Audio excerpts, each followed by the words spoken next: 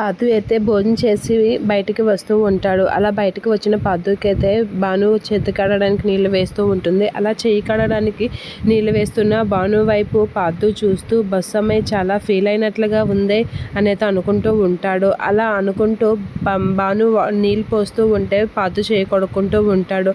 ఇక భాను వైపు చూసి భాను ముఖం చూసి ఫీల్ అయినట్టుగా ఉండడం కాదు, బాగా ఫీల్ అయింది అని చెప్పేసి మనసులో అనుకుంటూ ఉంటాడు. ఇక భాను అయితే కొంచెం ఫీల్ అవుతూ ఉంటుంది.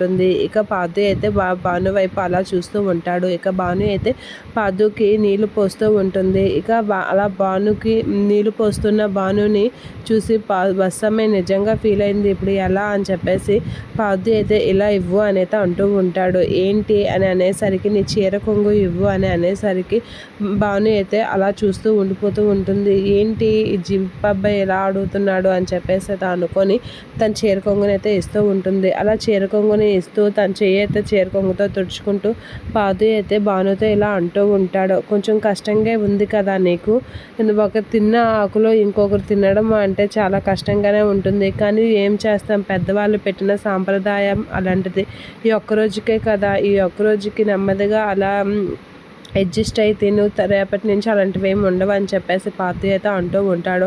ఆ మాటలకి భాను అయితే అలా ఊకొడుతూ ఉంటుంది. ఇక జీప్ అమ్మాయిని అయితే నెమ్మదిగా ఒప్పించాను అని చెప్పేసి అయితే పాదు కొంచెం హ్యాపీగా ఫీల్ అవుతూ ఉంటాడు. ఇక పాదు అయితే భానుతో ఈ ఒక్కరోజుకి మా నాన్నమ్మ ఏం చెప్తే అది కష్టంగా ఉన్నా చెయ్యు, తను మళ్ళీ ఇదైతే ఏదో ఒకటి నస పెడుతూనే ఉంటుంది, కాబట్టి ఒక్కరోజుకి నేను తిన్న ఆకులో తిను అని అయితే పాదు చెప్తూ ఉంటాడు. ఇక భాను సరే అని చెప్పేసి తల ఊపుతూ ఉంటుంది.